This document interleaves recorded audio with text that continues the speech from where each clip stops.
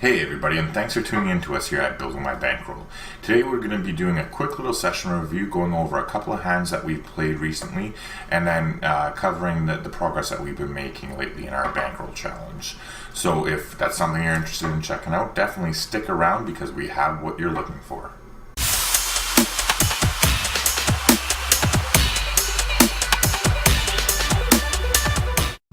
Hey everybody, thanks for tuning in again. So before I go any further, I just want to actually apologize to anybody out there who's watching. I've been really occupied in my personal life in the last week or so, and so I haven't been able to maintain the uploading schedule that I planned on and do plan on continuing in the future. I think most people know at this point that I am a single father who has my daughter full time, but with that being said, I actually bought my first vehicle this past week, and so I've been spending a lot of time doing research in order to make sure that the vehicles that I was looking at are like what I was looking to get basically. And so that's kind of why I haven't had a lot of time for this, because once I did the research and got the vehicle, I want to spend a lot of time with my daughter, doing some things that we haven't obviously been able to enjoy as much as we would have liked to without access to a vehicle. So yeah, that's pretty much it. Going forward, things are getting back to normal now. Also, like, I've been spending a lot of time in the last 2 months learning about how to do this properly, as far as like the actual technology behind it, whether it's Photoshop or the video editing software I use, which is like Sony Vegas Pro 13 and that kind of stuff. And that's been taking a lot of my energy and effort into like figuring out how to be as professional as possible and to create the best quality product for you, the viewer, that I can. But now that that's kind of behind me, I really plan to focus on actual poker playing more and creating content for the channel in the near future here. So stay tuned. We'll definitely have a lot more coming up here. With that being said, I have managed to sneak in a little bit of time for poker lately, but not by any means what I would actually have liked to be able to do. So, as you can see on the graph here, we're obviously still headed in the right direction, so that's definitely a good thing. But, like I said, it's a very low sample size, which is like, for anybody who wouldn't know what that necessarily means, it's a very low number of hands that we've played. Like, we're still under 2,000 hands played, which if I was like normally dedicating myself to poker like I do on a regular basis up until recently, I aim to get between 1,000 and 2,000, but closer to the 2K mark hands per session that I play. So with that taken into consideration, this is essentially over like one normal length session that I would play.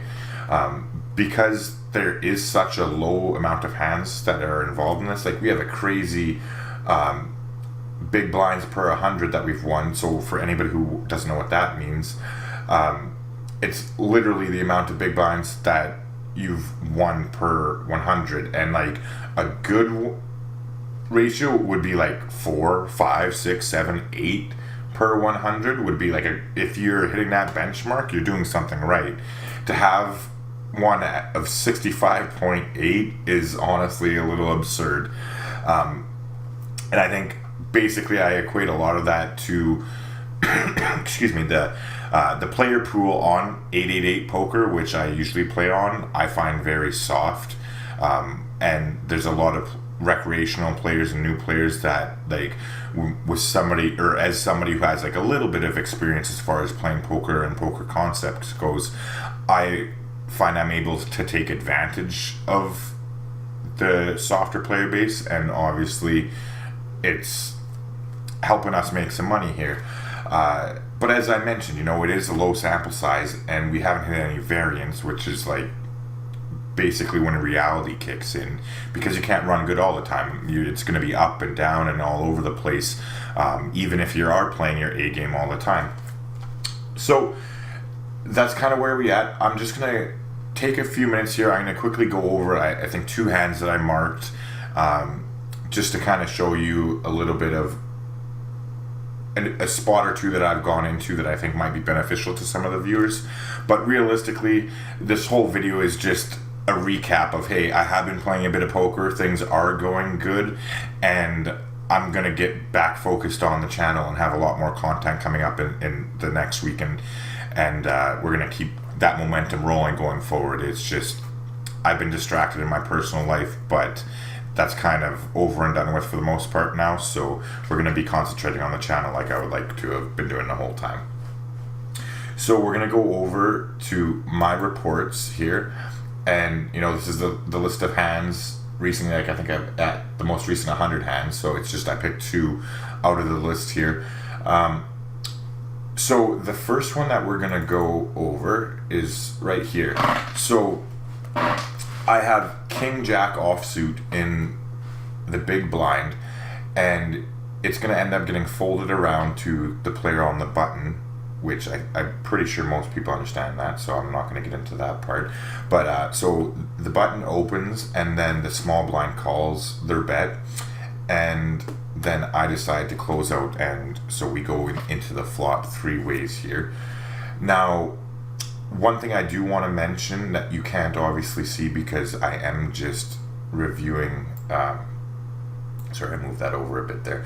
But anyways, you can't see that the notes that I've taken, but I do have a note on this player right here that they get attached to their hands and that they don't really see the board texture. They don't really understand like what check raising is and like how that, would normally signify that you have a strong hand and you're putting pressure on them and that they're kind of in a bad spot. That this specific player right here just pay no attention to that whatsoever, and they get married to their hands to the fact where they've called down in more than one occasion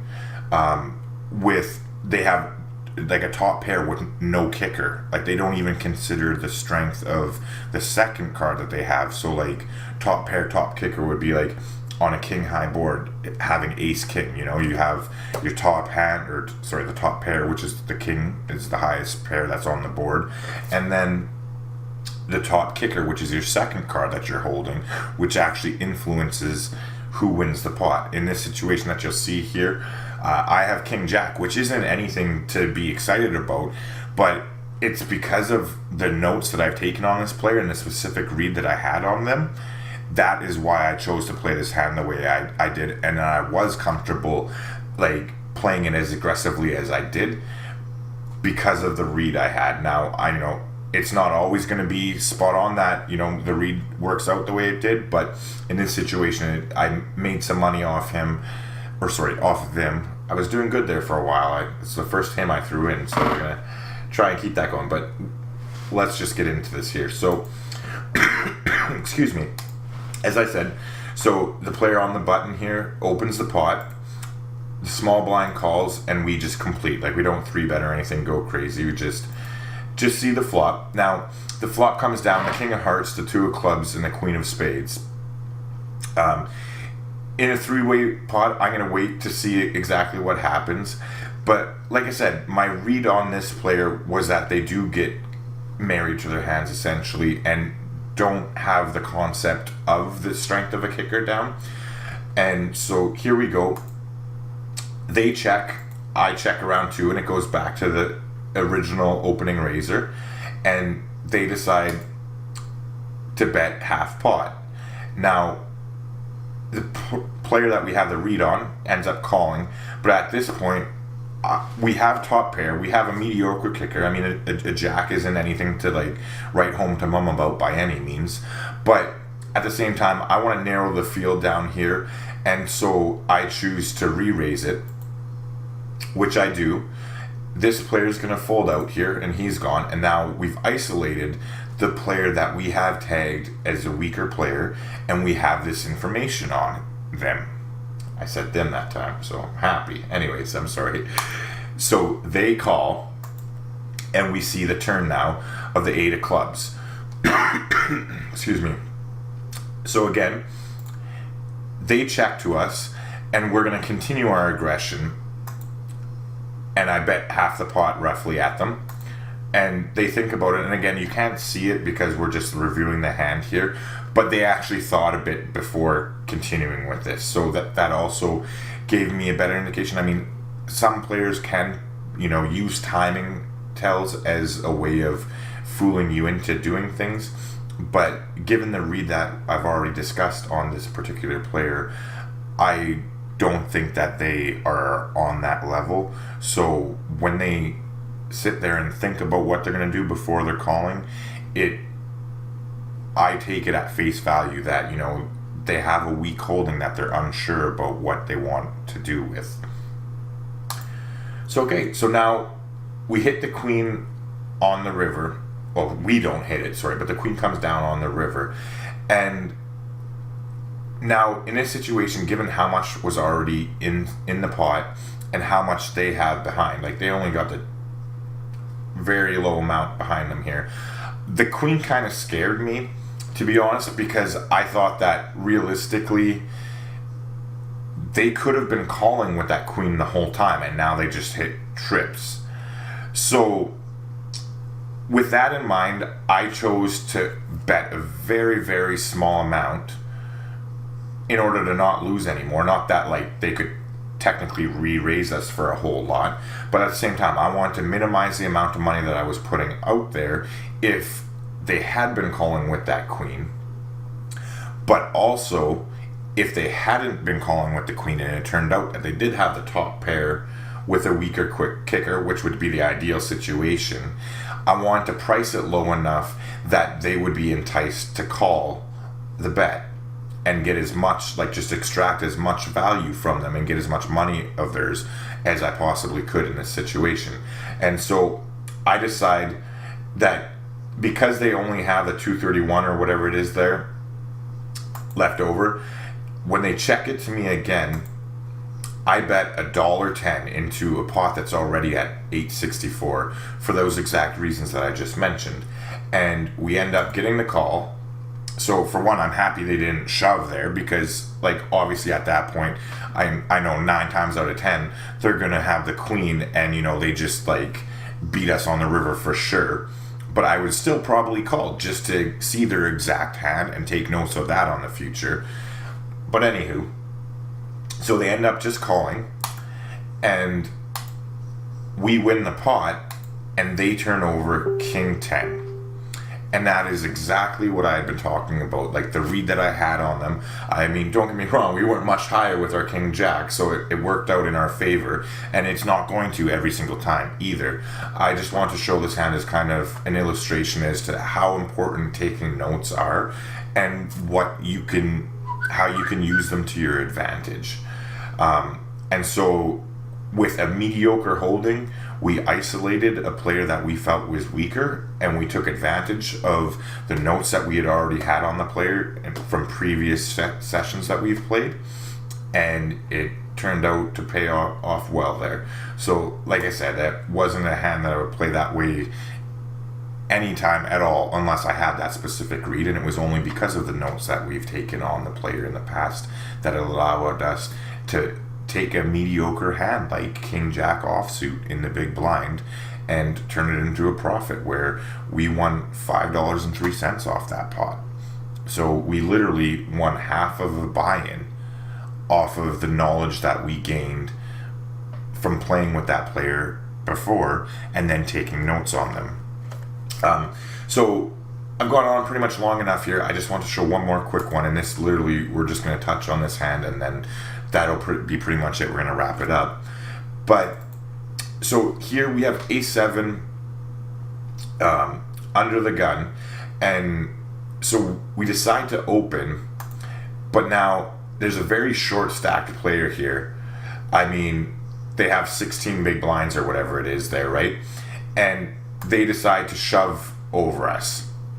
Now, I think that everybody else folds back around to us, and we're deeper stacked there. So like we're at just over $22 when the maximum buy-in for the table is 100 big blinds or $10. So we're already over 200 big blinds deep at this point. And when you are deeper than that, I think that in a situation like this, a lot of times players are getting frustrated. You know, they've let themselves whittle down their stack to where it's almost nothing, and they're just holding out for like, you know, almost any pair, or like, you know, any combination of Broadway cards, or any combination of suited something that, you know, they're just decide to take their final stand with. And so I think, I mean, don't go overboard with this either. I'm not suggesting that, but, you know, just keep that in mind when you come across these situations, that a lot of times that they do have weaker holdings, and it is worth a quick snap call, especially in a situation like this where, you know, they've shoved a little bit over us with barely anything, right? But everybody else ended up folding back to us, so we know it's going to be a heads up pot. There's no indecision here where we still have to act, and then there's more people to come that could like reshove on us, and then you're just blown out of the pot, right? So I decided to call. And I mean, we couldn't have hit this flop any harder if we tried to, obviously. So again, I'm not going to go much into it other than that. So I mean, we luck out. We hit the flop super hard, and when it goes down to the showdown, like obviously we win it there. They had pocket fives was what they chose to shove over us with, and that's precisely an example of what I'm talking about. I don't do this all the time, but it is something that I do consider, especially if we can get it into a position where it is just going to be a heads up pot for sure. So that's about it for the session review. As I said, I didn't want to go too into detail by any means. I just want to give a general update as to what's going on, show the progress that we have been making in our Bankroll challenge, because, you know, I have managed to make some progress, and you know, we're headed in the right direction, so that's got to count for something. But that's about it for today. So thanks for sticking with me here and following through. Definitely hit the comment section down below. Give me hints, suggestions for anything I can do to improve the quality of these videos, or things that you would like to see, or topics you'd like me to cover in the future. Definitely more than willing to cover content that you as a viewer out there is interested in seeing. But with that being said, I already mentioned I will be posting more regularly, and I do again want to apologize that I've basically been absent from the channel for the last week, and it's definitely not going to be a regular thing in the future by any means. So yeah, hit the smash the like button down below if you have liked it. Show me some support, and best of luck at the tables out there.